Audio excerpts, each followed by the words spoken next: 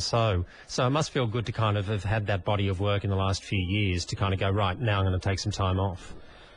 Yeah, and like I said, it's not so much to take time off, it's just to get away from, I see as I get mentioned as kind of someone to possibly look at as a way to deal with this new scenario of the music industry or different business possible business strategies or business plans or what do you do in this time. I mean, it's been very exhausting to try to stay ahead of the curve or try to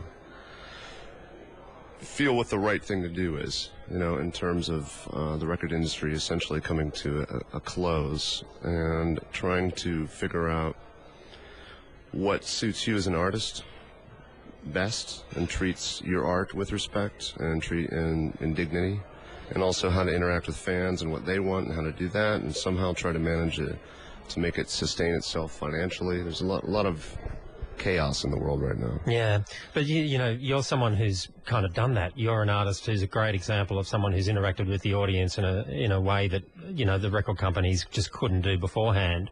And you've never been a big fan of the bloated record industry in the past, so I would have thought this new structure, I know you just said it's exhausting, but it must also be liberating and fill you with a sense of excitement of how you can actually deal with your fans and relate with them on a one-on-one basis. No, it absolutely does in a lot of ways. It's great to not have somebody saying no to you all the time, that you clearly realize doesn't understand what the situation is, and that person or that entity is the record label. It's great not having that, but it also then puts a lot of burden and responsibility upon you and your manager, whoever your internal little team is to end up picking up the slack of what a record label, the good things that a record label would do. I spend a lot more time thinking about marketing and boring things like demographics and how do you reach people than I'd, in a perfect world, like to do. I'd like to sit in my room and make music and then have someone else worry about how it gets into people's heads and hands. But there isn't anybody that can do that right now. The machine is broken, and it requires a lot of time and thought, really, to kind of figure out how to do the right thing. And, it's just part of what I think the role of a musician is today. It's another... Years ago, it was wondering how you're going to get a demo tape into the hands of an A&R guy to get a record deal. Today the goal is much different. I think your goal would be not to get into the hands of a record label, but get it into the iPods of people across the world, and then convince them that you have merit and convince them that you're the greatest thing that there is. Well, and that there's something to sort of attach yourself to, that there's something to believe in and something to, follow. Exactly. Trent Reznor from 9 Inch Nails is with us. Just quickly as well, the Jane's Addiction stuff that's going to happen this year. So obviously there's some more live performances after this tour of Australia from 9 Inch Nails. You've got, Bonnaroo, a big festival which happens in North America in a few months' time or the middle of this year. But you're also going to be teaming up with Jane's Addiction, but I couldn't find any details of when that's happening and how big it's going to be.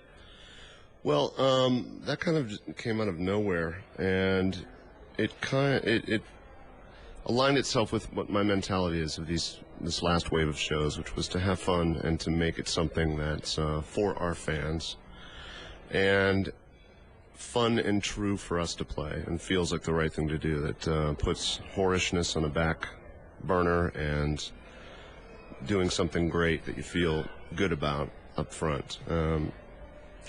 Cross paths with Jane's Addiction, the newly reunited Jane's Addiction, and those guys were my favorite band back in the day, and gave me the chance to open for them years ago, the very first Lollapalooza. And I remember seeing them before our first record came out, and this was been in 1989, I believe. And they played in Cleveland, where I was living, and it was... I'd heard the record and wasn't quite sure if it was good or not. And I saw them, and it was one of those shows that I think back to that was so good and made such an impact that I felt defeated. At the end of the night, I just felt like, okay, that's what we have to try to beat now. It was a good, healthy kind of ass-kicking, and I've always remembered that. And then when we played the first Lollapalooza with them, it was great, and then they broke up.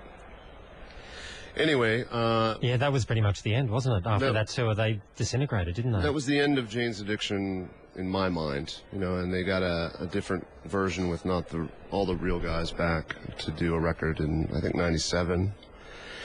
But finally, Eric Avery, the bass player, is back since the Enemy Awards thing that got them in the same room together, and they decided there's some magic there, and we ended up all discussing things and talked about working on some new music, and went in the studio and recorded a few tracks, some new stuff and some old stuff, and I'm not sure where that's going to wind up. Sorry, is this you producing them? Yeah, that was me kind of wrangling them into being in the same room together, for one, and trying to... I walked into a minefield, to be honest with you, because I knew them all independently, but I'd never really spent recently any time with them, and I could understand why they broke up the first time. Just weird interpersonal things that need worked out, like any gang of people. And these guys hadn't been really around each other much since '91.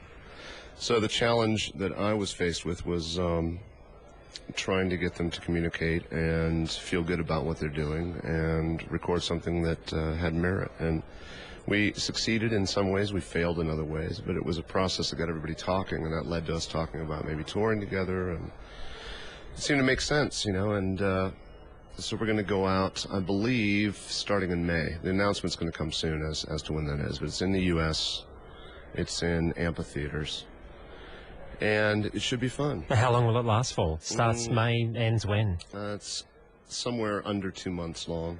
Right, we're going to wind up in Europe for some festivals and some action over the summer, winding up, I think, in Pacific Rim area.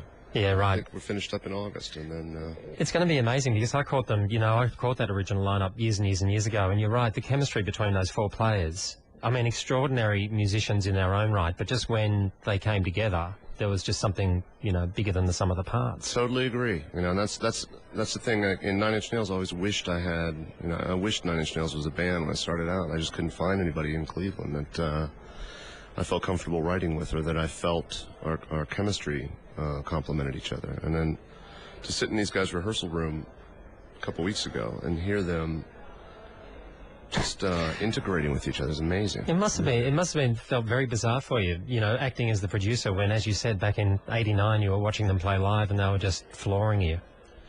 It felt, that's a role that I think I can do a good job in, but it requires an assertiveness that I sometimes have trouble with, especially when I'm intimidated by people. And, I really had to get my mind around the fact, hey, I'm in the room with these guys, and I've got to kind of take control of things here, And it was fun. It was an interesting process. There was good and bad, but it really was action-packed few weeks. So, well, it'll be fascinating to see how the next 6 months unfolds, because hopefully the glue will stick together between the four guys, and there's been a lot of history there, but hopefully it'll all, stay together, and the music will be as vital as it was back in the 80s and early 90s.